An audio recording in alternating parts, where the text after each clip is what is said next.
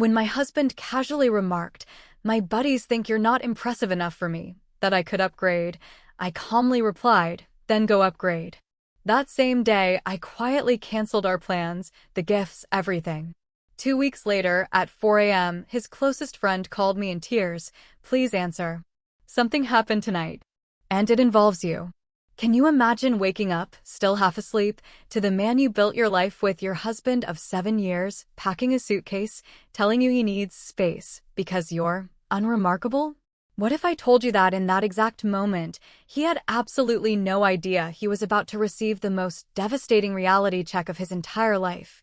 This isn't just a story about a breakup.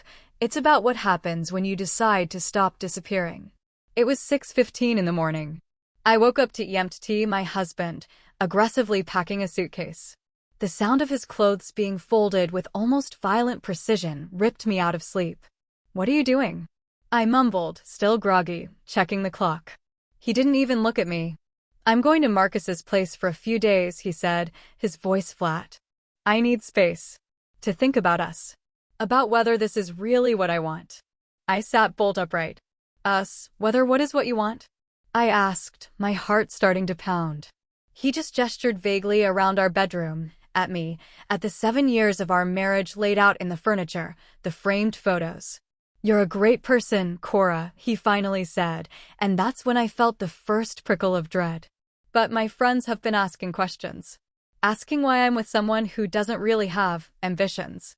Someone who's just comfortable. Not impressive."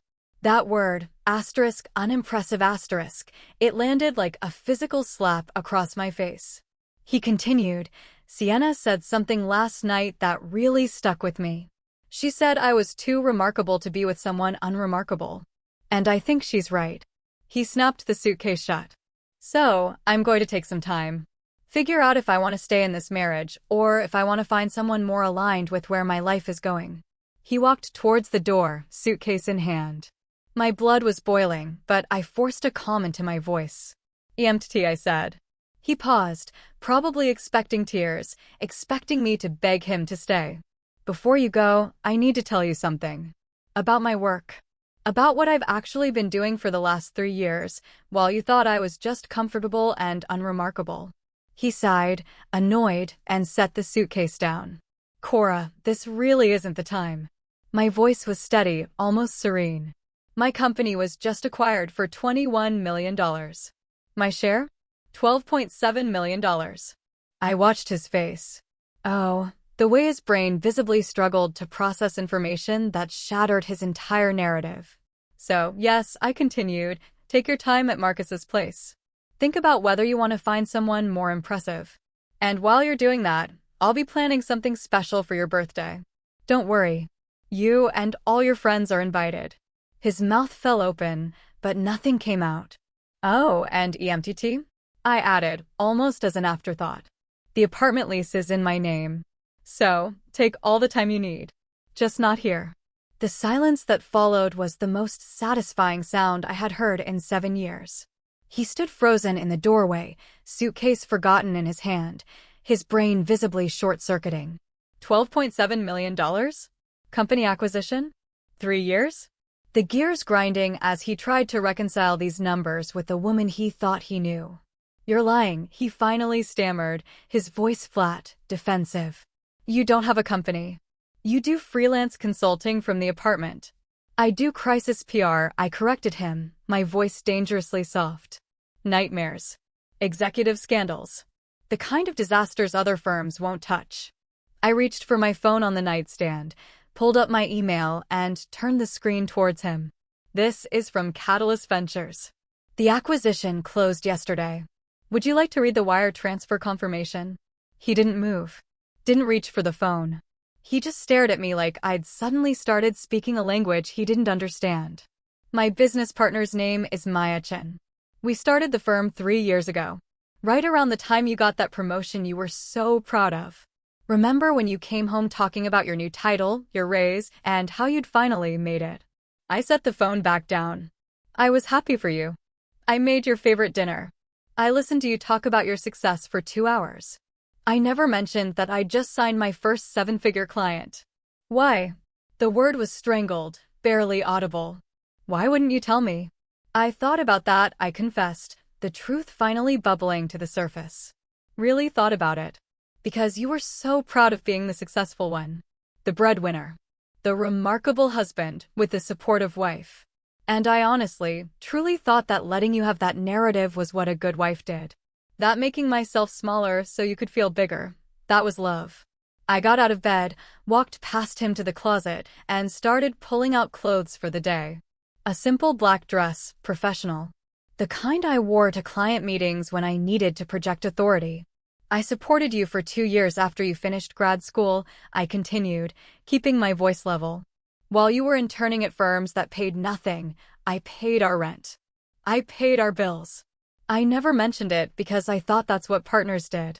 Eamty was still standing in the doorway, pale now, the suitcase hanging forgotten in his hand. Last year, when your firm restructured and cut your salary, I covered the shortfall.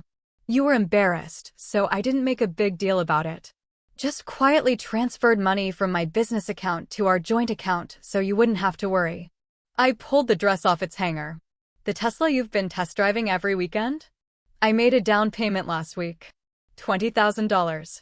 Surprise, Cora. I paused. The apartment we live in? The lease is in my name. Has been since before we got married. You moved in with me, not the other way around. I turned to face him fully. The furniture, the art on the walls, the car you drive. I bought all of it.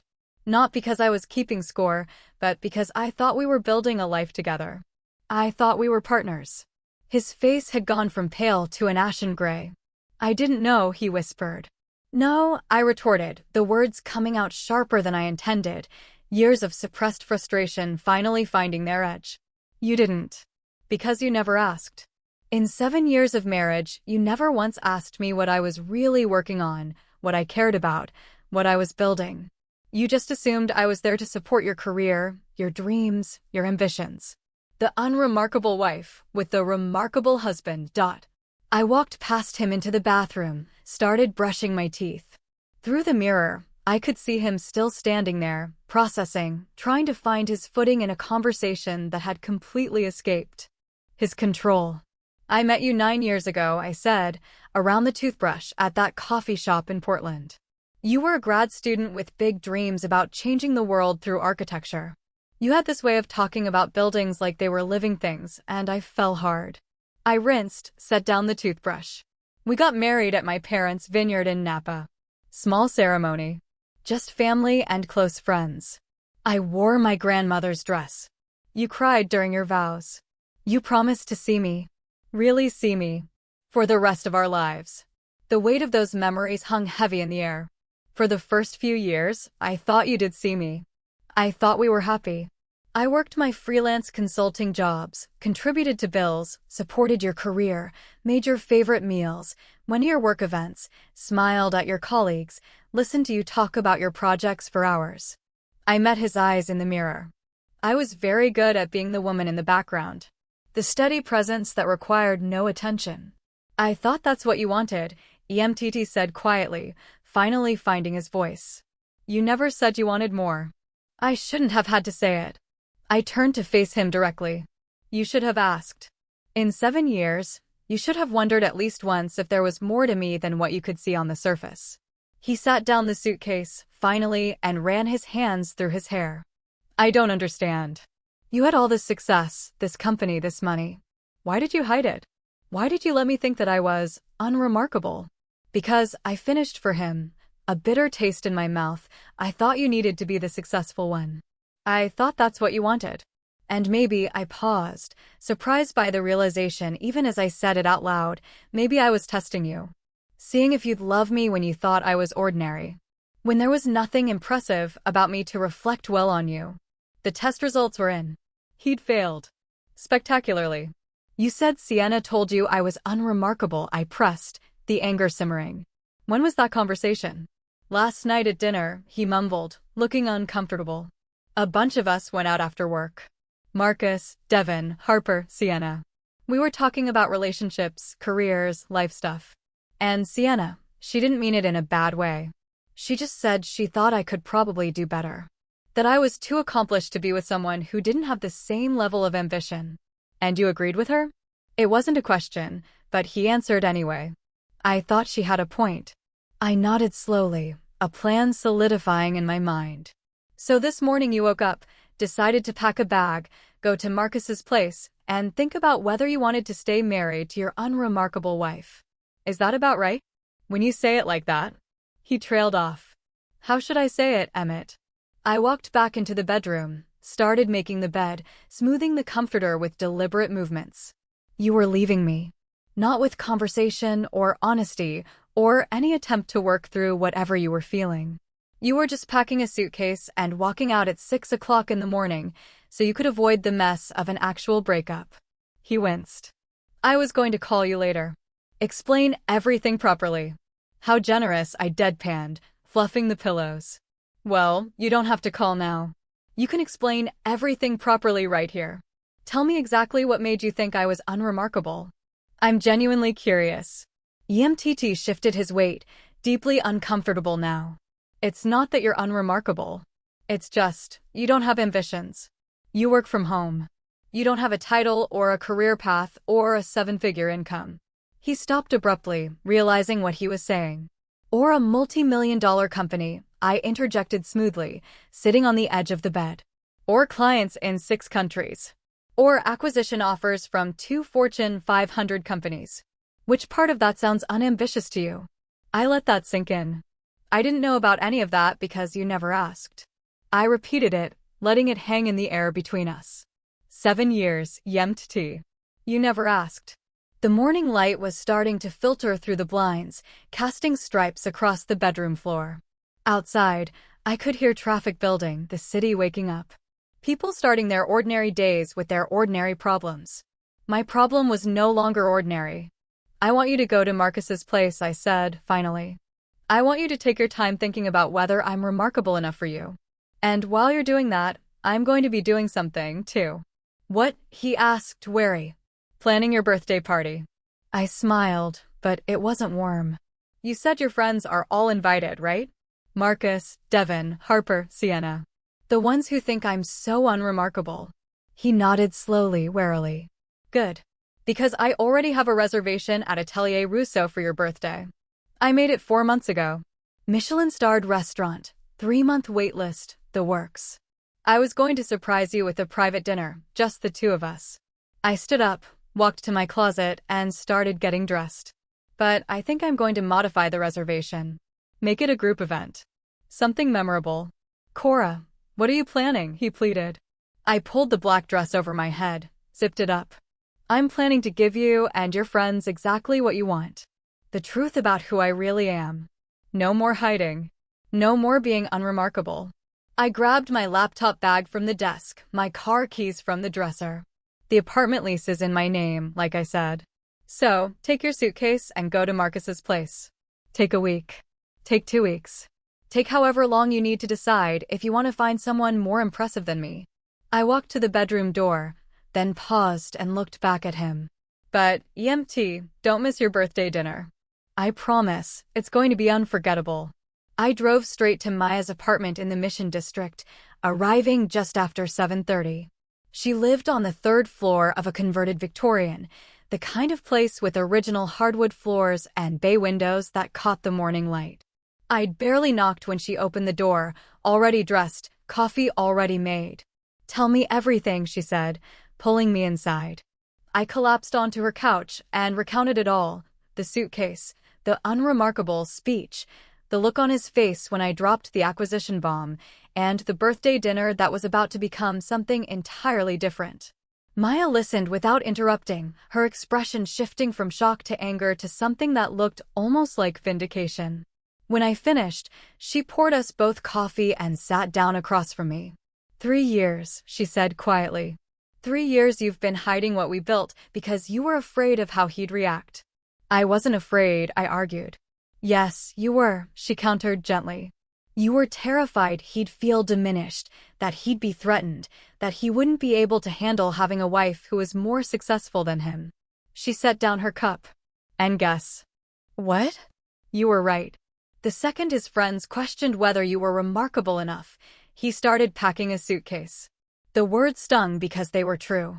Maya and I had met freshman year of college, randomly assigned as roommates. We'd stayed up late talking about the companies we'd build someday.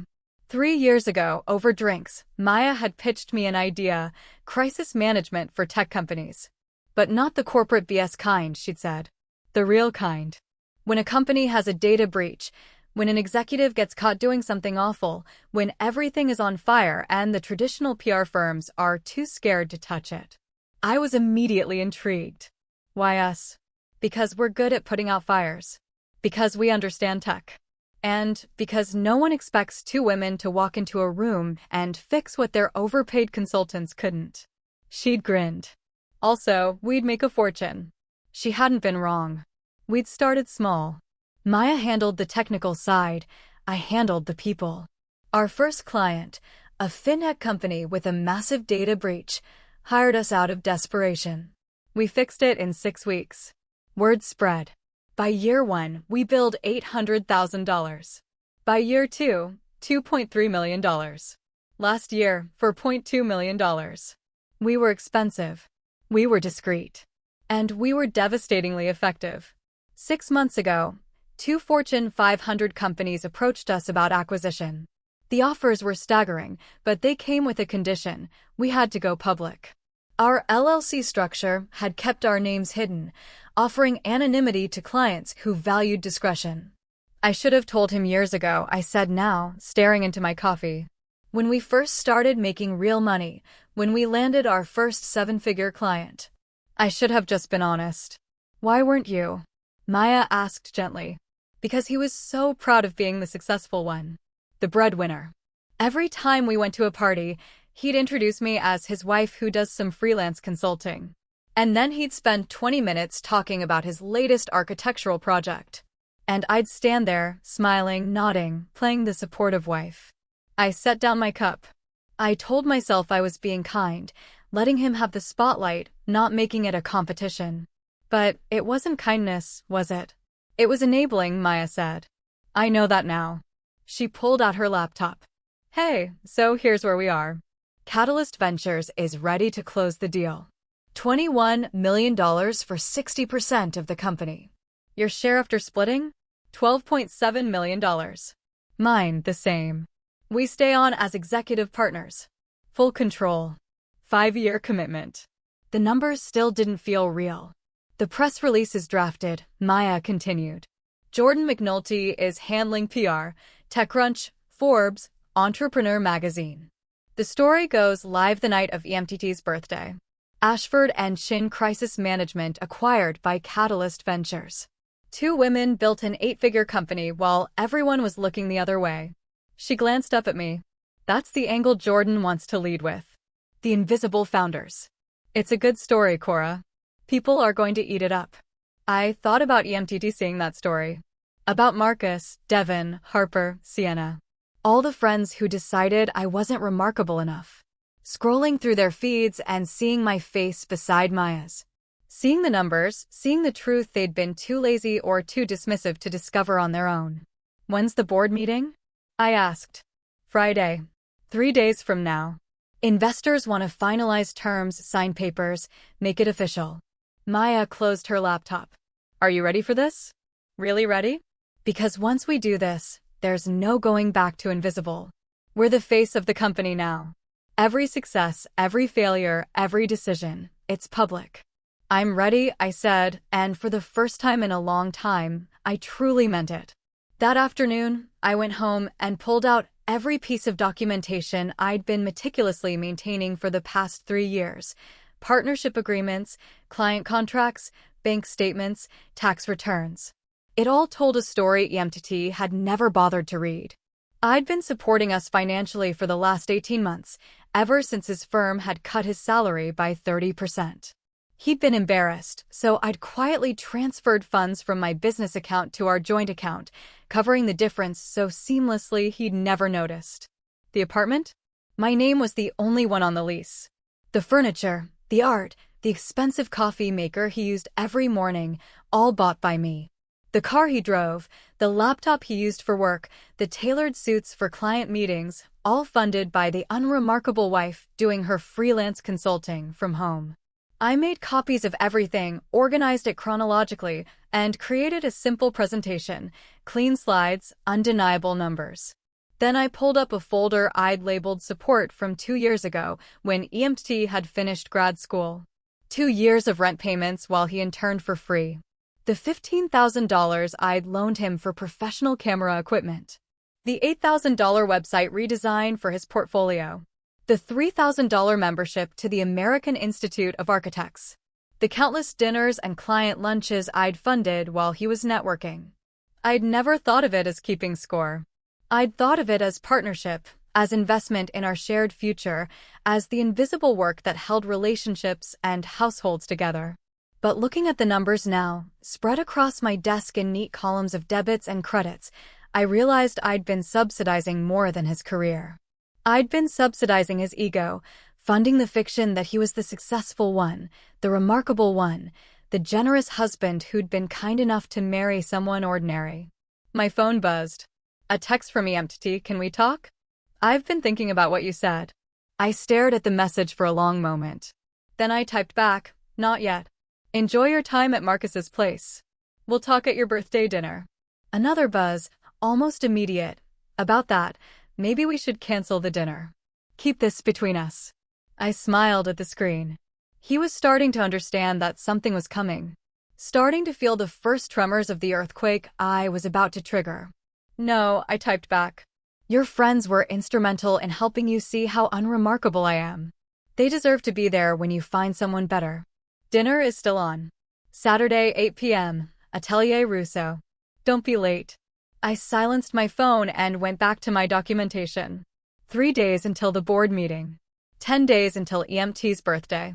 10 days until everyone who'd ever called me unremarkable learned exactly what they'd been too blind to see. I pulled up the reservation for Atelier Russo on my laptop and clicked Modify. Changed the party size from 2 to 12.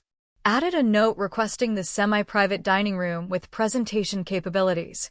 Then I called the restaurant directly. This is Cora Ashford. I have a reservation for the 15th. I'd like to make some special arrangements. The maitre d', Colette, listened to my requests with the practice neutrality of someone who'd seen everything. The semi-private dining room? Yes. Presentation equipment? Of course. The chef's tasting menu, wine pairings for all 12 guests. I paused. And Colette, I need absolute discretion. The guest of honor doesn't know about the modifications I'm making. Something flickered in her expression, curiosity, perhaps, or recognition of a story she'd heard variations of before. Naturally, Miss Ashford. We pride ourselves on discretion. I hung up and immediately my phone buzzed again with a text from EMTT. His first of what would become many. This is crazy. Can we please just talk? I set the phone face down on my desk and went back to work. Over the next 3 days, the messages came in waves. 19 texts, each one revealing exactly how little he understood. Day 1 was anger. You're being completely irrational about this. I was just being honest. That's what we're supposed to do in a marriage. Day 2 shifted to confusion. I don't understand why you're shutting me out. Can we at least talk like adults? This silent treatment is childish. By day 3, he'd moved to conciliation. I didn't mean it the way it sounded. You know how I get when I'm stressed. Work has been intense, and my friends were just trying to help me process. Can we please just sit down and talk this through? I responded to exactly 0 messages. In my crisis management work, I'd learned that silence was often more devastating than confrontation. When companies face scandals, the worst thing they could do was engage in back and forth with critics. It gave the story oxygen, kept it alive, allowed the narrative to spiral. Better to go quiet. Let the other side fill the vacuum with their own fears and projections. Let them imagine the worst possible scenarios. I could feel EMT starting to panic by day 5. Please, just tell me what I can do to fix this. I know I messed up. I know I said something hurtful, but we've been together 7 years. That has to count for something. Please. Day 6. Marcus says I should give you space, but I can't just sit here not knowing what you're thinking. Are you planning to leave me? Are you talking to a lawyer? Please just tell me what's happening. The mention of a lawyer was interesting. He was starting to understand. This wasn't a fight. This was something else. Day 7. I drove by the apartment today. Your car was there, but you didn't answer when I knocked. I know you're home. I know you can hear me. This isn't fair, Cora. You can't just shut me out like this. Surely I could. The apartment was mine. The lease was in my name. He had no legal right to be there, and I'd already changed the locks, a precaution Helen Voss had recommended during our first meeting. I'd met Helen on day 4 in her glass-walled office on the 42nd floor of a building in the financial district. Maya had recommended her with 7 words. She protects women's assets. She's ruthless. Helen was in her 60s, silver haircut in a sharp bob, wearing a suit that probably cost more than most people's monthly rent. She had the kind of face that had seen every variation of human betrayal and wasn't impressed by any of it anymore. I'd brought copies of everything: the apartment lease, bank statements, tax returns, the paper trail of financial support I'd provided throughout our marriage. Helen spread the documents across her massive desk and studied them with the focus of a surgeon examining X-rays. This is unusual, she said after several minutes of silence. Usually, I'm helping women prove their non-financial contributions. Child care, household management, emotional labor, trying to argue that those things have value, even if they don't show up in a bank account.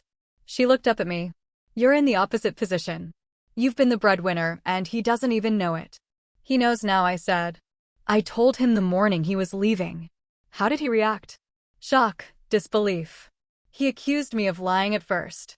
Helen nodded, unsurprised. They usually do. Men like your husband build their identity around being providers. When that narrative collapses, they don't handle it well. She pulled out a legal pad and started making notes. California is a community property state. Anything acquired during the marriage is presumed to be jointly owned. But there are exceptions. She walked me through the specifics. The apartment was mine, acquired before marriage. Separate property. My business was trickier. Maya and I had started it during my marriage, which meant EMT could potentially claim a portion of its value.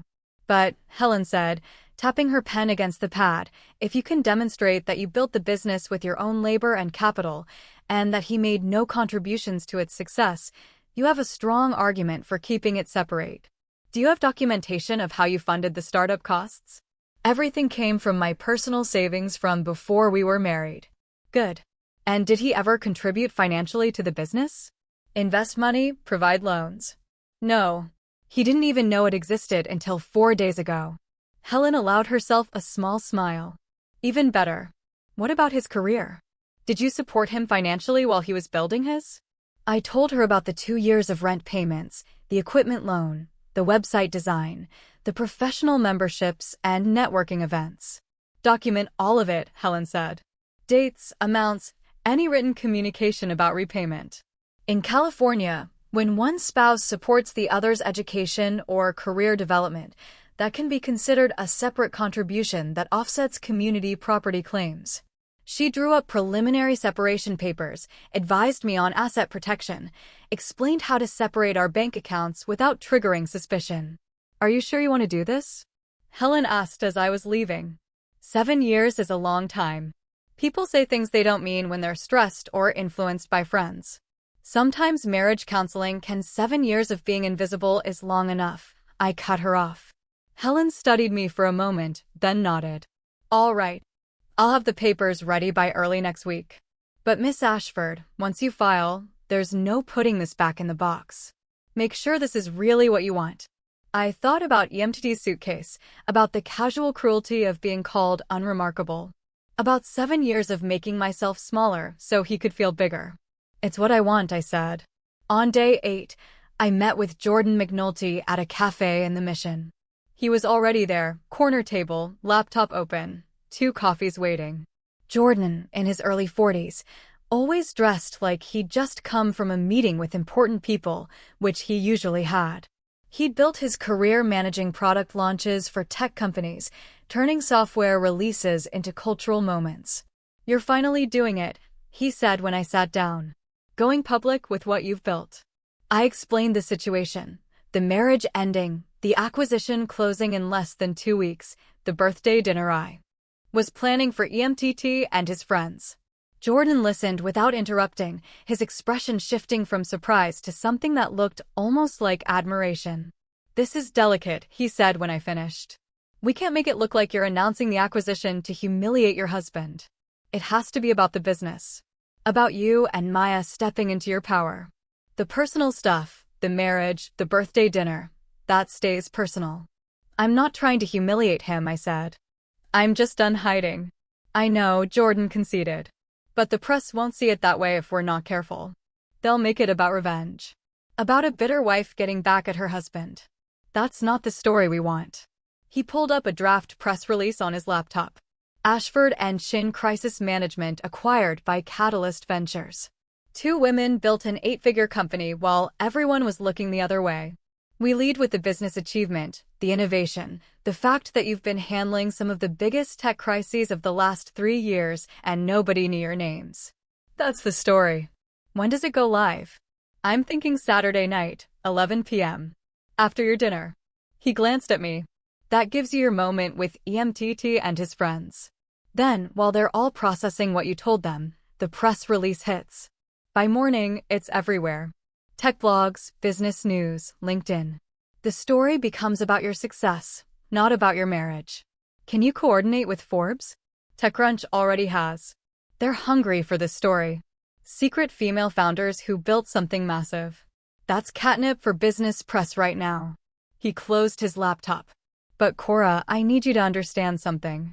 Once you're visible, you can't go back to invisible. People will have opinions about you, about your business, about your marriage. They'll dissect your life on social media. Are you ready for that? I thought about the last 7 years, about introducing myself as EMTT's wife at parties and watching people's eyes glaze over. About being remarkable in secret because I was afraid of what visibility would cost. "I'm ready," I said. On day 14, the morning of EMTT's birthday, I woke at 5 a.m. to an email from Maya with the subject line, "We did it. Wire transfer confirmed. OMG. We're rich. $12.7 million just hit your account. Check it. I'll wait." I pulled up my banking app with shaking hands. The number was there. Undeniable. 7 figures, followed by more figures than I'd ever seen in my personal account. I waited for euphoria. For tears. For some big, cinematic moment of triumph. But instead, I felt calm. Like I'd been walking through fog for 7 years, and someone had finally turned on the sun. The money wasn't the point. The point was I'd built something real while everyone was looking the other way. I'd proven to myself, if no one else, that remarkable wasn't something someone else got to decide about you. I got out of bed and walked to my closet. Pulled out the midnight blue silk dress I'd bought last week specifically for tonight. Simple cut, expensive fabric, the kind that whispered instead of shouted. I showered. Did my makeup. Styled my hair. When I looked at myself in the mirror, I barely recognized the woman looking back. Not because I looked different, but because I felt different. So present. Done disappearing. My phone buzzed. Another text from EMTT, "See you tonight." I smiled at the screen and typed back, 8 p.m. don't be late. I arrived at Atelier Rousseau at 7:45, parking in the structure across the street. The evening air was cool, carrying that salt and fog smell from the bay. I walked the 2 blocks to the restaurant, my heels clicking against the pavement in a steady rhythm that felt like a countdown. The restaurant's exterior was understated, just a brass plaque beside a dark wooden door. The kind of place that didn't need to announce itself because everyone who mattered already knew where it was. I'd walked past it a dozen times with EMTT over the years, watching him slow down each time, his eyes lingering. Someday, he'd say, when I really make it, we'll go there. I'd made the reservation 4 months ago, back when I still thought we meant something. Colette was waiting inside, elegant in black. "Miss Ashford," she said, extending her hand. "Everything is prepared exactly as you requested." "Thank you, Colette." She led me past the main dining room, past tables of well-dressed couples speaking in low voices, through a corridor lined with black and white photographs, then through a door into the semi-private dining room I'd reserved. It was perfect. The table was set for 12, champagne flutes catching the light from the Edison bulbs overhead. Menus were already placed. I'd pre-selected the chef's tasting menu, 7 courses, wine pairings with each. In the corner, discreet but visible, was the screen and projector I'd requested, already connected to the restaurant's Wi-Fi. "The presentation equipment is ready," Colette said. "You'll be able to connect directly from your laptop. And I've briefed the sommelier. Champagne will be poured when you give the signal." I pulled out my laptop, tested the connection. The first slide appeared on the screen, a simple title slide with my company logo. I advanced through the presentation quickly, making sure everything was in order. The acquisition announcement, the financial documentation, the timeline of support, all of it clean, professional, undeniable. "Perfect," I said, disconnecting. "I'll reconnect when I'm ready. Will you be joining the party immediately, or would you prefer to wait at the bar?" "The bar," I said. "I want to watch them arrive." Colette led me back to the main room and settled me at the far end of the bar, positioned so I could see the entrance and the corridor leading to the private dining room. She placed a glass of sparkling water in front of me without asking. "For clarity," she said quietly, and I appreciated her understanding. I needed to be clear tonight, present for every moment of what was about to happen. The first guests arrived at 7:50, Marcus and Devin, EMTT's college roommates, both dressed in suits that screamed finance money. They looked around with confusion, checking their phones, comparing notes. I'd sent them invitations from an unknown number, claiming to be from EMTT. Colette greeted them smoothly, confirmed they were here for the Ashford party, and led them to the private dining room. I watched their faces as they passed, curiosity, uncertainty, the beginning of that social anxiety that comes from not knowing what role you're supposed to play. Harper arrived next at 7:57, EMTT's colleague from Morrison and Associates. I'd met her exactly 3 times in 7 years. She was the kind of woman who dressed like she was perpetually on her way to an important meeting. She greeted Marcus and Devin with professional warmth, and I realized she probably didn't know them well either. We were all supporting players in EMT's life, kept carefully separated so we never compared notes. At 8 o'clock exactly, Sienna walked in. I'd never met her in person, but I recognized her from photos. Tall, blonde, the kind of pretty that looked expensive to maintain. She was wearing an emerald green dress that probably cost what most people spent on rent, the kind that demanded attention. This was the woman who told EMTT I was unremarkable. The friend whose opinion had mattered more than 7 years of marriage. I watched her greet the others with easy confidence, laugh at something Marcus said, settle into the room like she belonged there. Like this was her party. Not for long. Colette offered champagne. Sienna accepted. The others followed suit. They clustered in the private dining room, visible through the glass partition. Their body language shifted from confusion to that forced social energy people adopt when they're not sure what's happening but don't want to seem uncool. I checked my phone. 8:05, EMTT was late. Then the door opened, and there he was. He stood in the entrance for a moment, scanning the restaurant, and I watched the confusion bloom across his face when he spotted his friends through the glass. He pulled out his phone, checked it like he might have missed a message. He was wearing the charcoal suit I'd bought him 18 months ago, the one I'd had tailored specifically for him. The Italian leather shoes I'd given him last Christmas. He looked successful, polished, like a man who had his life figured out. I knew exactly how much of that image I'd funded. His eyes swept the room, searching, and finally landed on me at the bar. I watched him process it, his wife, alone, watching him, something unreadable in her expression. He started walking toward me, his face cycling through emotions. Confusion gave way to hope, hope tinged with uncertainty. Uncertainty bleeding into the beginning of fear as he registered something in my posture that told him this wasn't going to be the reconciliation he'd convinced himself was coming. "Cora," he said when he reached me, his voice a low rumble. "What's going on? Why are Marcus and Devin here? And Sienna?" "It's your birthday dinner," I said calmly. "I invited the people whose opinions matter most to you. But I thought we should talk. I thought it would be just us." "We will talk," I corrected him. "In front of your friends." The ones who helped you see how unremarkable I am. I stood up, smoothed my dress. Come on. Everyone's waiting. I started walking toward the private dining room. Behind me, I heard EMTT following, his footsteps hesitant, his breathing slightly elevated. He was starting to understand that something was very wrong. That the script he'd written in his head wasn't the one I was about to perform. Colette opened the door. The conversation inside stopped as everyone turned to look at us. I watched Sienna's expression shift from curiosity to something more guarded. Watched Marcus and Devin exchange a glance. Watched Harper set down her champagne glass with careful precision. Thank you all for coming, I said, stepping into the room with the authority I usually reserved for boardrooms full of panicking executives. Please, everyone sit. I wanted to celebrate EMT's birthday with the people who matter most to him. EMTT entered behind me, still confused, looking between his friends and me like he was trying to solve a puzzle with pieces that didn't fit. Cora, what is this? His voice carried an edge of desperation.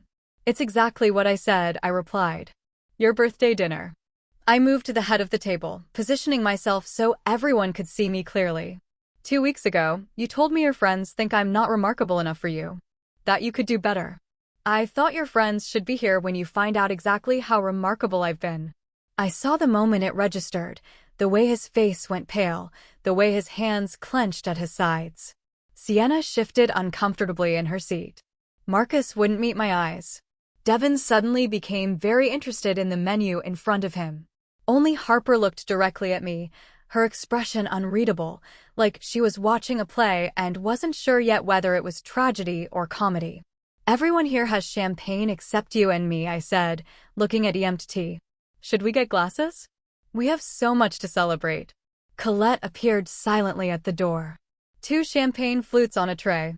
She set them down at the remaining 2 seats, one at the head of the table where I stood, one beside it where EMT was still frozen. Please, I gestured to his chair. Sit. This is your party after all. He sat slowly, like a man walking into a trap he could see but couldn't avoid. The room was completely silent except for the soft sound of champagne being poured, bubbles rising in crystal, the anticipation thick enough to taste. I picked up my glass and smiled at the table full of people who had decided I wasn't worth noticing. Shall we begin? The sommelier moved around the table with practiced efficiency, filling 12 champagne flutes with golden liquid that caught the light like promises about to be broken. I stood at the head of the table, perfectly still, watching bubbles rise in crystal, while EMT remained frozen, his confusion hardening into something closer to dread. When the last glass was filled, and the sommelier had retreated through the door with a discreet nod, I let the silence stretch.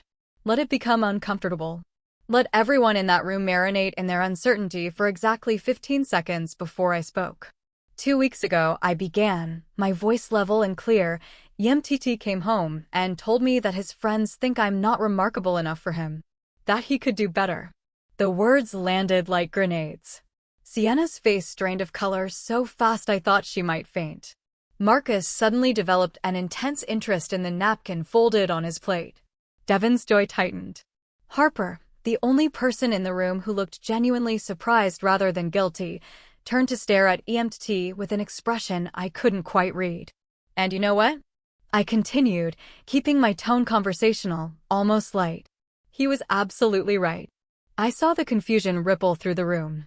This wasn't the script anyone had expected. I'm not remarkable enough. I'm remarkable in ways he never bothered to notice. In ways none of you bothered to ask about.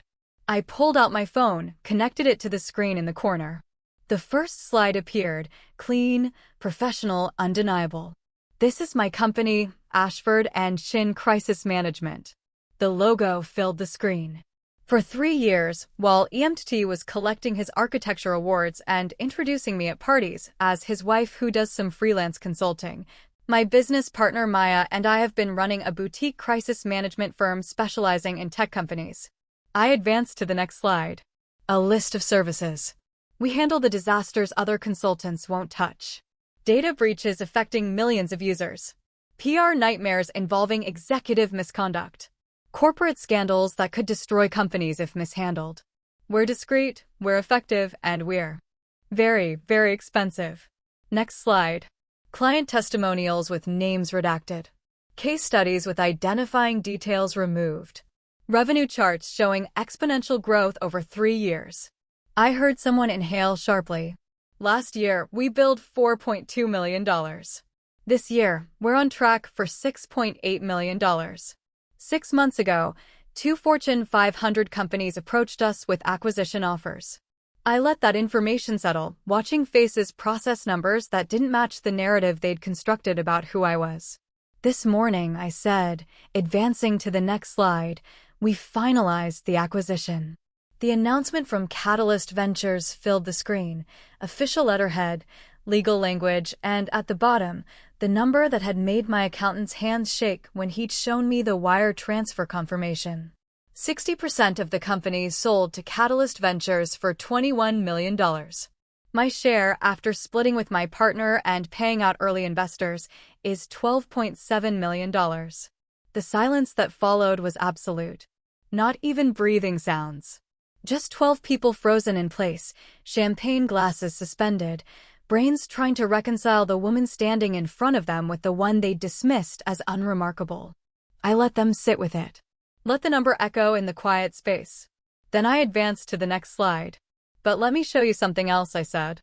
Because the remarkable thing isn't just what I built. It's what I built while everyone assumed I was building nothing. Bank statements appeared on the screen, my account and our joint account side by side, showing monthly transfers for the last 18 months. These are the deposits I made to cover our household expenses after EMTT's firm restructured and cut his salary by 30%. He was embarrassed about the pay cut, so I quietly transferred money from my business account to our joint account, enough to cover the shortfall so he wouldn't have to worry. EMTT made a sound, something between a gasp and a groan. I didn't look at him. Kept my eyes on the screen, on the evidence that couldn't be argued with. Next slide. Rent receipts from 5 and 6 years ago. These are from the 2 years after EMTT finished grad school.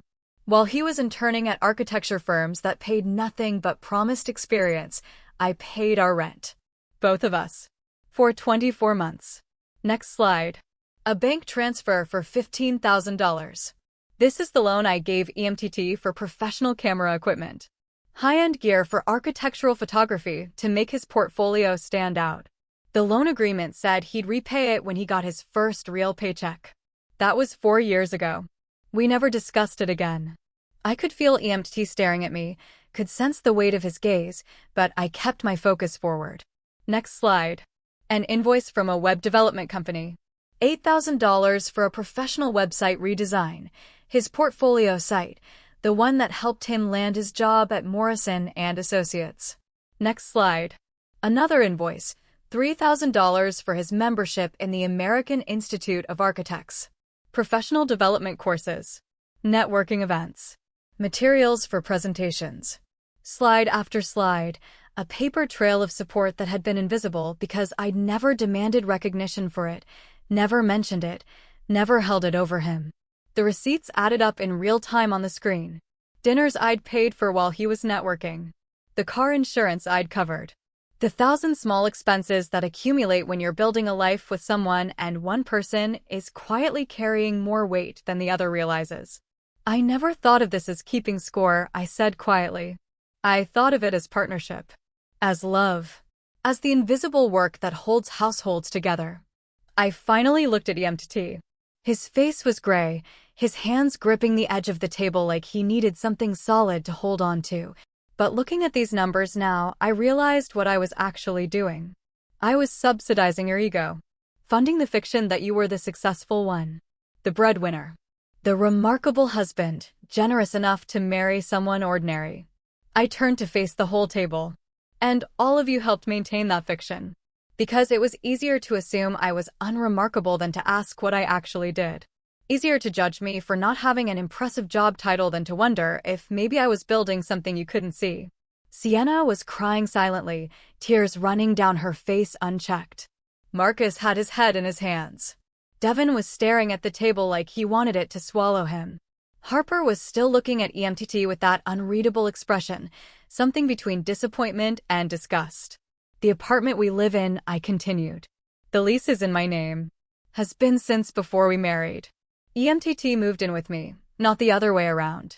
The furniture, the art, the car he drives? I bought all of it. Not because I was keeping score, but because I had the money and he had student loans he was paying down. I disconnected my phone from the screen. The slides disappeared, leaving just a blank white rectangle that somehow felt louder than the images had been. I kept all of this quiet because I thought that's what a good wife did. I thought being remarkable meant being invisible. I thought love meant making myself smaller so my partner could feel bigger. I picked up my champagne glass. The weight of it felt significant, ceremonial. I was wrong about all of that. And EMTT, you were wrong too. Not about me being unremarkable. You were wrong about what remarkable looks like. I raised the glass, watching the light catch in the liquid, creating tiny prisms that scattered across the white tablecloth. I paid for this dinner. Every course, every wine pairing, every moment of this evening. Consider it a birthday gift and a severance package. You all get to enjoy a $400 per person tasting menu courtesy of the unremarkable wife who apparently wasn't worth keeping. I looked at each of them in turn. Sienna with her tears, Marcus with his shame, Devin with his silence, Harper with her judgment, and finally EMT, who looked like a man watching his entire self-concept collapse in real time. To finding better, I said, my voice steady, clear, final. May you all eventually learn the difference between what's remarkable and what's just visible. I drank. The champagne was excellent, crisp, expensive, everything this moment required. I set down the glass with a soft clink that somehow sounded like an ending. Then I walked out of Atelier Russo into the cool San Francisco night, leaving behind the birthday dinner, the marriage, and the life I'd built around people who'd never bothered to look closely enough to see me. Behind me, through the glass, I heard the explosion of voices. Shock and anger and confusion all colliding at once. But I didn't look back. I'd said everything that needed saying. The rest was just noise. The walk to my car felt longer than it was. Every step away from Atelier Russo was a step into a version of my life I'd never imagined. Not divorced, not yet, but fundamentally changed in ways that couldn't be undone. I drove home on autopilot, barely registering the traffic lights or the streets I'd driven down 1,000 times. My hands were steady on the wheel. My breathing was even. I felt calm in a way that should have been unsettling, but somehow wasn't. The apartment was dark when I let myself in. I didn't turn on the lights. Just walked to the windows overlooking the city and stood there, watching San Francisco prepare for sleep. Lights dimming in office buildings. Last calls wrapping up in bars. The pulse of the city slowing to its nighttime rhythm. My phone was on silent, but I could see it lighting up on the counter. Text after text. I didn't read them. Instead, I sat down on the couch in the darkness and waited. For what, I wasn't entirely sure. Grief, maybe. Regret. The emotional aftermath of detonating 7 years of marriage in front of an audience. But none of that came. Just that same clear, calm certainty that I'd done exactly what needed to be done. I must have dozed off at some point because I was startled awake by my phone ringing at 4:17 a.m. The screen showed an unknown number, San Francisco area code. I stared at it for 3 rings, debating whether to answer before curiosity won out. Hello. Please. A woman's voice, wrecked with crying. Please, Cora, something happened tonight, and it's about you. Please answer. Please, I need to talk to you. I did answer, I said, my voice flat. Who is this? It's Sienna. From the dinner. I'm so sorry. I'm so sorry. Sienna. The friend who told Emmett I was boring, who'd started the conversation that led to him packing a suitcase and announcing he could do better. I stood up, walked to the kitchen, poured myself a glass of water, and let her cry while I drank it. Sienna, I said finally, my voice calm and clinical, the tone I used with clients in crisis. It's 4 o'clock in the morning. What happened? After you left, she managed between sobs. Everything fell apart. Emmett tried to explain it away. Tried to say you were exaggerating, that the company wasn't really yours, that you were just trying to make him look bad. I leaned against the counter, phone pressed to my ear, waiting. But Harper pulled out her phone. She found the press release. It went live at 11 o'clock. It's everywhere. Quora, TechCrunch, Forbes, LinkedIn. Crisis management firm Ashford and Chin acquired for 8 figures. Your picture is right there with your partners. The whole story about building the company in secret. I pulled up my own phone with my free hand, scrolled through notifications I'd been ignoring. She was right. Jordan's press release had exploded across the tech news ecosystem. My face and Maya's were on the homepage of TechCrunch. Forbes had already posted an article with the headline, "The Invisible CEOs: How 2 Women Built an 8-Figure Company While No One Was Watching." We all just stared at him, Sienna continued, her voice breaking. We sat there in that restaurant with your champagne and your expensive dinner, and we stared at the man who told us his wife was unremarkable while the entire internet learned the truth. And what did EMDT do? I asked. He tried to leave. Just stood up and tried to walk out, but Marcus stopped him. Said they weren't done talking, so we all followed him outside onto the sidewalk. I could picture it. The 5 of them standing on the street outside one of San Francisco's finest restaurants, Saturday night crowds walking past, having the kind of confrontation that draws stares. We were angry, Sienna said. All of us. Even Devin, who never gets angry about anything. We felt used. Like EMTT had been lying to us too. Making you look small so he could look big. What did you say to him? Marcus asked why you would hide success like that from your own husband unless you didn't trust him. Devin asked if EMT had ever actually asked about your work, or just assumed he knew everything worth knowing about you. She paused, struggling to control her breathing. And EMTT couldn't answer. He just stood there with his mouth opening and closing. And he couldn't answer. I heard muffled sounds in the background, Sienna blowing her nose, trying to pull herself together. Harper was the worst, she continued. She just looked at him with this expression of complete disgust and said, "You've been living off your wife's money while telling us she was nobody." And that's when EMT broke down. Broke down? How? Crying. Right there on the sidewalk. Started saying he didn't know, that you'd hidden it from him, that it wasn't fair for you to ambush him like that in front of everyone.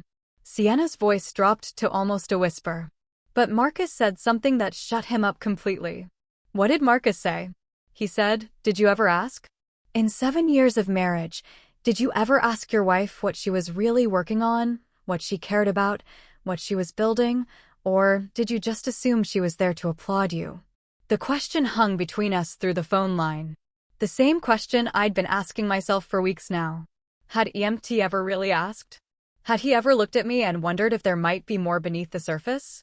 The answer was obvious and painful. No, he never had. He didn't have an answer to that either, Sienna said. Just stood there crying while people walked past, staring at us. Eventually, Harper called him a car. Told him to go to Marcus's place, like he'd planned, and think about the kind of person he'd become. Is that why you're calling? I asked, my voice devoid of emotion. To give me updates on EMTT's breakdown? No, she broke off, crying harder. Because I need you to know, we were wrong. So completely, devastatingly wrong. About you. About what remarkable looks like. About everything. I waited for her to continue. I started that conversation, she said, her voice barely a whisper. At dinner 2 weeks ago. We'd all had too much wine and we were talking about relationships and careers and life stuff. And I said, "God, I said you were sweet but boring. And maybe EMTT should think bigger. Maybe he should be with someone more ambitious, more exciting, someone who matched his level of success." And everyone agreed. Not a question. Yes, everyone agreed. Because it was easy to look at you and make assumptions. Easy to see a quiet wife at work events and think she must not have anything interesting going on. Easy to never ask questions. "Sienna," I said, my voice harder now. "Why are you calling me at 4 o'clock in the morning?" Because EMT is destroyed, and I don't know if he's crying because he hurt you or because everyone knows the truth now. And I need to know which one it is. I need to know if there's any part of him that actually feels bad for what he did to you, or if he's just embarrassed that everyone found out. I thought about that distinction. The difference between remorse and regret. Between feeling sorry for the harm you caused and feeling sorry for the consequences you're facing. Those are 2 very different things, I said. Yes, Sienna's voice was small. They are. And I don't think it's the first one. You're probably right. Is there any chance? She asked suddenly, desperately. Any chance you could forgive him? That you could try again? He's been texting all of us, saying he understands now, that he sees what he did, that he wants to make it right. I walked back to the window, looked out at the city, starting to wake up. Early morning joggers, delivery trucks. The sun just beginning to lighten the sky from black to deep blue. No, I said. There isn't a chance. But if he's really learned, if he's really changed Sienna, he didn't change. He got caught. There's a difference. I leaned my forehead against the cool glass. And even if he had changed, even if this somehow transformed him into a person capable of seeing me clearly, I don't want to be there for his transformation. I don't want to be the test case for his growth. So, it's really over? It was over the moment he packed that suitcase, I said. Everything since then has just been epilogue. She was quiet for a long moment. Then what you did tonight, showing us all the truth like that. Was it revenge? I considered the question honestly. No, I said finally. It wasn't revenge. Revenge requires wanting someone to suffer. I didn't want that. I just wanted people to stop living in the comfortable fiction EMTT had built. I wanted the truth to be visible. Well, it is now, Sienna said softly. Very, very visible. Good. Cora, her voice was tentative now, like she was afraid to ask, but needed to anyway. Do you hate us? For what we said? For how we talked about you? No, I said, surprising myself with the honesty of it. I don't hate you. I just don't think about you at all anymore. That seemed to land harder than hatred would have. I have to go, I said. It's late. Or early. Whatever this is. Hey, it is. Thank you for answering, and I'm sorry for all of it. I know, I said. But Sienna, don't call me again. I hung up before she could respond. The sky was definitely lighter now. Morning coming, whether I was ready for it or not. I looked at my phone, at the 53 unread messages, at the notifications from news sites and LinkedIn, and people I hadn't heard from in years suddenly reaching out to congratulate me. I turned the phone off completely. Then I went to bed and slept better than I had in months. I woke up at 11:30 to sunlight streaming through windows I'd forgotten to cover, and the persistent buzz of my phone vibrating against the nightstand. For a moment, I didn't remember where I was or why I felt simultaneously exhausted and wired. Then it all came back. The dinner, the presentation, walking out of Atelier Rousseau, Sienna's 4 a.m. phone call. I reached for my phone and immediately regretted it.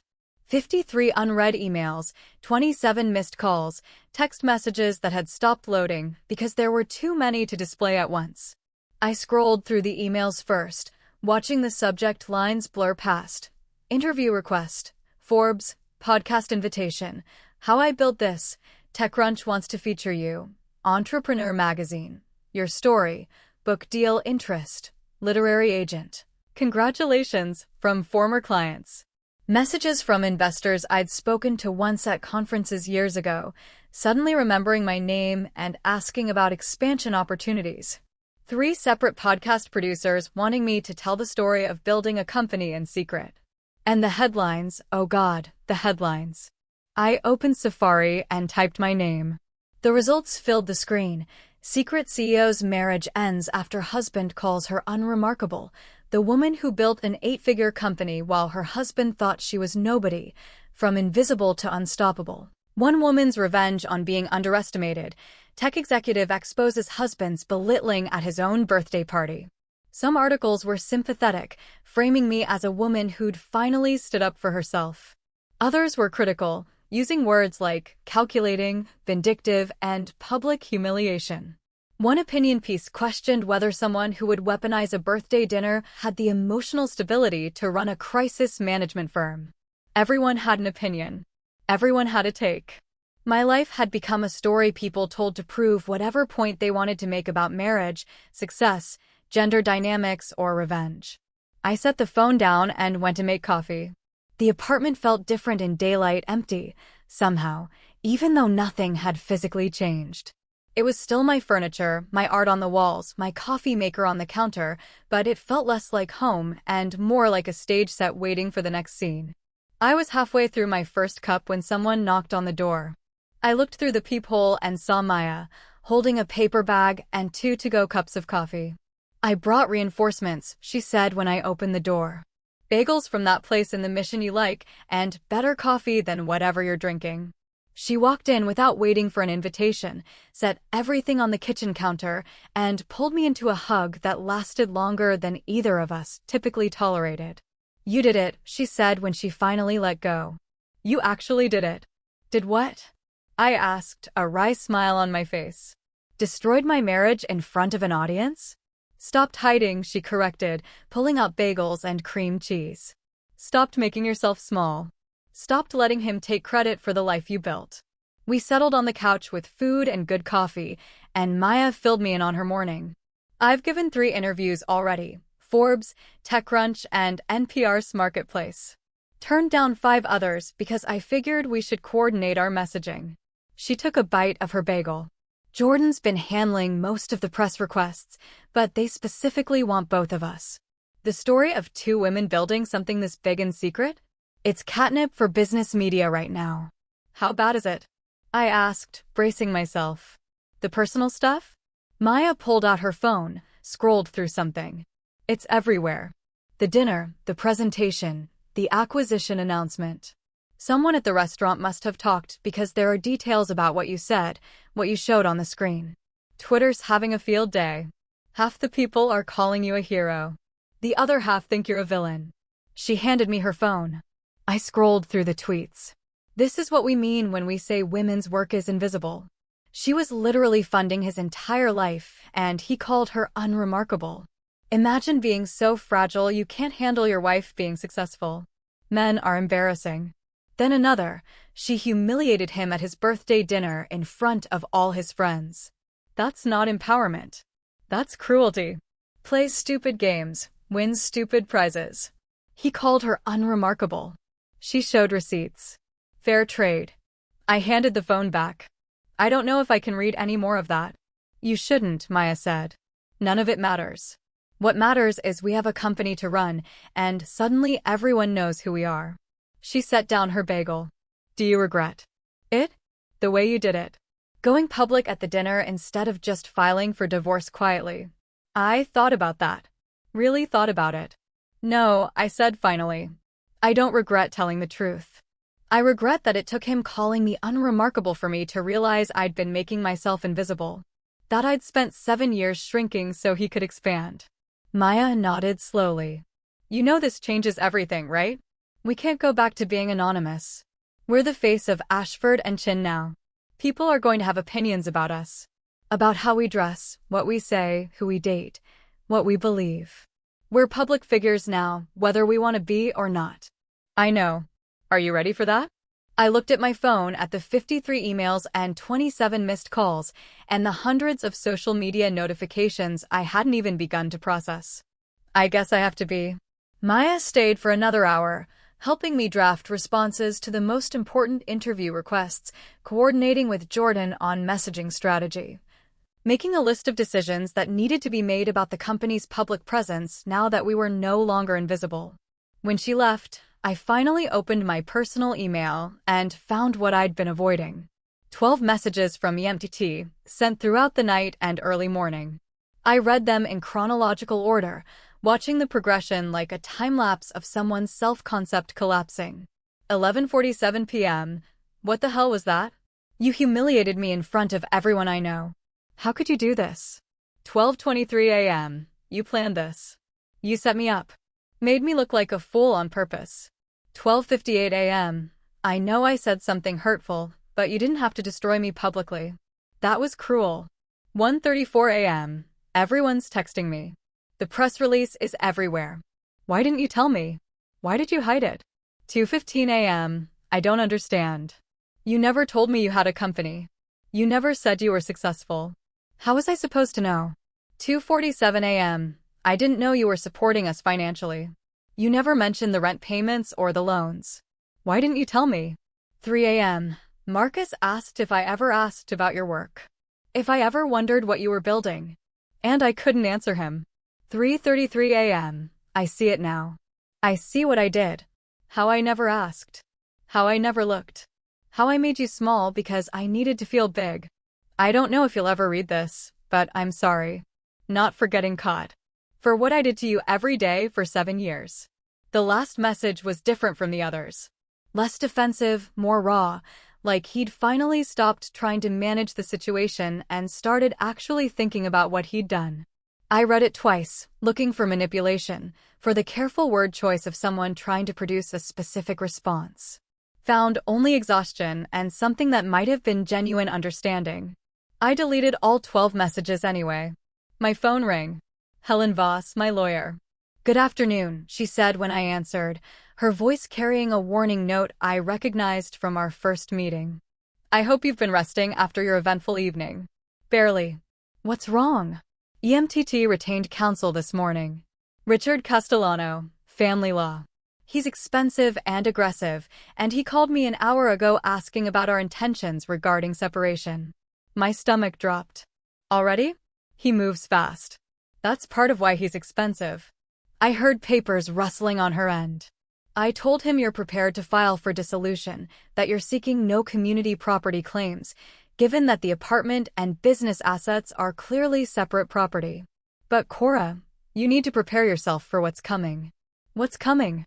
"Richard is going to argue that EMTT deserves compensation for supporting your career during the early years of your marriage. He's going to paint a picture of a devoted husband who sacrificed his own advancement to support his wife's ambitions, who's now being discarded the moment she achieved success." I almost laughed. "He supported my career? I paid our rent for 2 years while he was unemployed." "I know. And we have documentation proving that. But Richard is very good at crafting narratives that judges find compelling. He'll argue that emotional support, networking assistance, household management, all of it constitutes a contribution to your success." I walked to the window, looked out at the city below. Ordinary Sunday afternoon. People living their ordinary lives. No idea that mine was becoming something unrecognizable. What do I need to do? Nothing yet. Just be aware that this isn't going to be quick or quiet. Richard will fight for a settlement. He'll probably leak things to the press to pressure you. He'll make this as public and painful as possible if he thinks it'll get you to pay out. Let him try, I said. I have 7 years of documentation, bank statements, loan agreements, receipts for every dollar I spent supporting EMT's career while he was telling people I was unremarkable. If Richard wants to make this public, we'll make it very public. Helen was quiet for a moment. That's a dangerous game, Cora. Divorce proceedings that play out in the media rarely end well for anyone. Neither does staying invisible, I said. After we hung up, I sat on the couch with my cold coffee and thought about what came next. Legal battles, media scrutiny. Every detail of my marriage and my business dissected by strangers with opinions. My phone buzzed. A text from Jordan. CNN wants you for an interview tomorrow. Morning segment. Are you ready for television? I looked at my reflection in the darkened TV screen across the room. Messy hair, no makeup, wearing yesterday's clothes I'd fallen asleep in. I didn't look ready for television. Didn't look ready for any of this. But ready or not, I was already in it. Yes, I typed back. Send me the details. Because if I was going to be visible, I might as well be impossible to miss. The CNN interview aired on a Tuesday morning. I watched it from the green room of a podcast studio in Oakland, where I was scheduled to record next. My phone muted, coffee going cold in my hand. The host asked predictable questions about the acquisition, about building a company in secret, about what it felt like to finally step into the spotlight. I'd given careful answers, the ones Jordan and I had rehearsed, professional, measured, focused on the business rather than the personal drama everyone actually wanted to hear about. But then she'd asked the question I hadn't prepared for. Do you think your husband ever loved you? I'd paused on screen, and I watched myself now in that pause, seeing something flicker across my face that I couldn't quite name. I think he loved the version of me that fit into his story, I'd said finally. The question is whether that counts as love at all. The clip went viral within hours. By afternoon, it had been turned into memes, quoted in think pieces, debated on Twitter by people who'd never met either of us, but had strong opinions about what love should look like. That was 8 weeks ago. Now it was early December.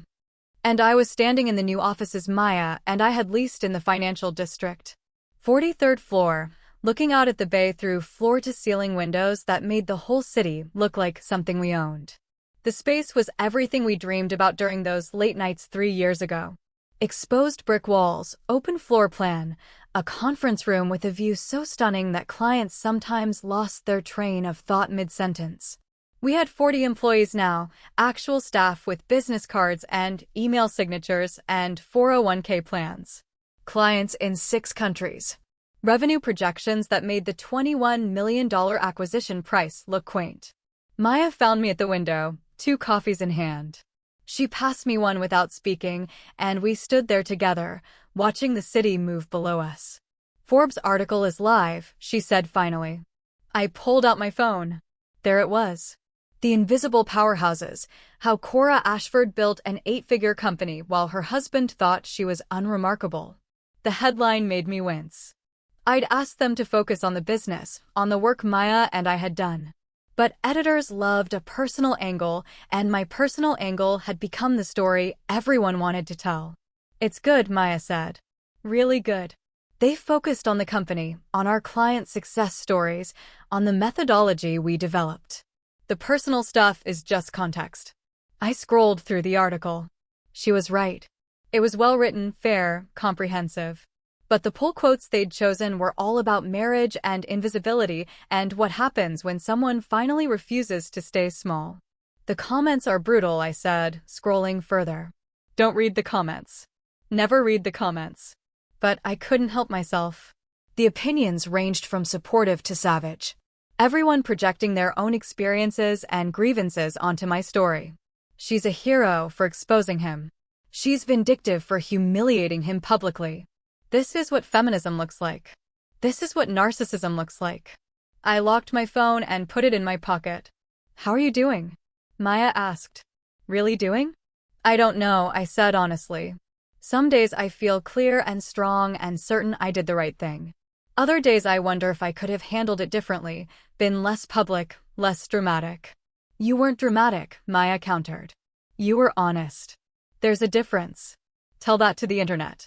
Maya turned to face me fully. Cora, you spent 7 years making yourself invisible so your husband could feel impressive. You built a multi-million-dollar company while he was telling people you did some freelance work. When you finally told the truth about who you were and what you built, people called it revenge. But it wasn't revenge. It was just refusing to participate in his fiction anymore. I knew she was right. Knew it intellectually, but knowing something and feeling it are different things. My phone buzzed. An email from an address I didn't recognize, but a name I did. EMTT. I stared at it for a long moment before opening it. Cora. I've had time to think. To really think about what I did, what I said, who I was. You asked me once what I thought about you, really thought, and I said my friends might have a point about you not being impressive enough. I've realized now that the only unimpressive thing in our marriage was my inability to see what was right in front of me. You were building an empire while I was building my ego. You were creating something meaningful while I was creating an image. I don't expect forgiveness. I don't deserve it. I just wanted you to know that I see you now. Really see you. And you're the most remarkable person I've ever known. I'm sorry it took losing you to figure that out. I read it twice, searching for traces of the feeling I'd had 9 years ago when I met him in that coffee shop in Portland. The excitement, the hope, the belief that we were building something real together. Found nothing but a quiet recognition that some lessons come too late.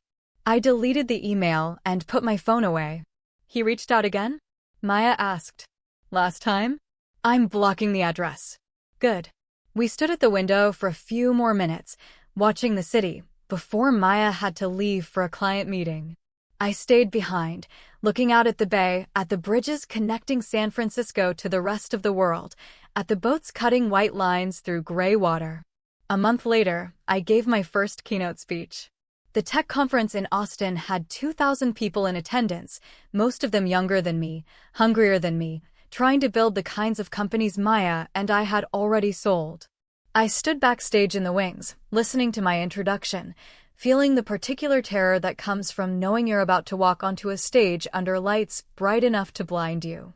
Please welcome Cora Ashford, CEO of Ashford and Chin Crisis Management. The applause started, and I walked out into the light.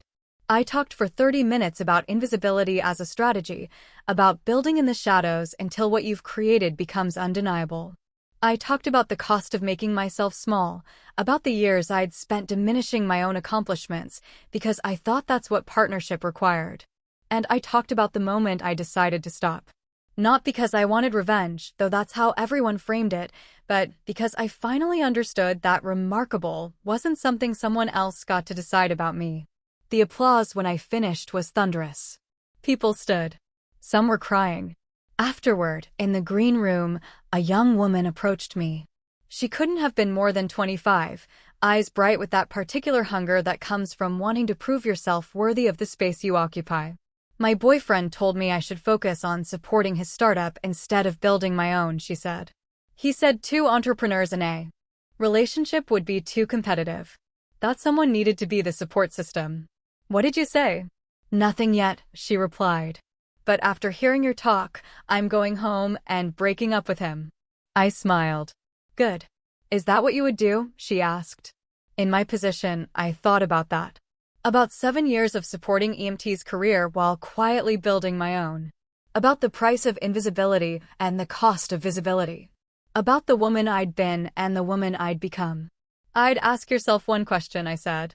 Does he make you feel bigger or smaller? Does being with him expand your sense of what's possible or contract it? If the answer is contract, you already know what to do. She nodded, thanked me, and walked away with the kind of determined stride that suggested she'd already made her decision. On a Friday evening in mid-December, 3 months after the dinner that changed everything, I stood in my apartment, paid for with money I'd earned, filled with furniture I'd chosen, and looked out at San Francisco glittering in the winter dusk. My phone buzzed. Maya, asking if I wanted to grab dinner at that place in the Mission. I typed back, see you in 30. I thought about EMTT sometimes. Wondered if he'd learned the lesson, or just learned to hide his assumptions better with the next person. Wondered if he told his version of our story at dinner parties, casting himself as the victim of a vindictive woman who'd hidden her success to make him look bad. I thought about Sienna and Marcus and Devin and Harper, whether they'd changed how they measured people, or just gotten more careful about saying their judgments out loud. But mostly, I thought about the woman I'd been, the one who made herself small, who built empires in secret, who believed love meant disappearing until there was nothing left of yourself but the reflection in someone else's eyes. And I thought about the woman I'd become, visible, valued, finally taking up the space I'd earned. EMTT had called me unremarkable, and in doing so, he'd given me permission to stop performing. Stop shrinking. Stop asking for permission to be exactly as extraordinary as I'd always been. I grabbed my coat and keys, locked the door behind me, and headed out into the December evening. The city was alive with lights and movement and possibility. And I was finally, undeniably, unforgettably visible. That quiet revolution from invisible to unforgettable turned out to be the most remarkable thing of all. So, I showed him. I showed all of them. But it wasn't about revenge. It was about standing up for myself and demanding to be truly seen. What about you? Have you ever had to reclaim your power or felt like you were invisible to the people who should have seen you most clearly? Tell me your story in the comments below. I'm genuinely curious to hear what you think.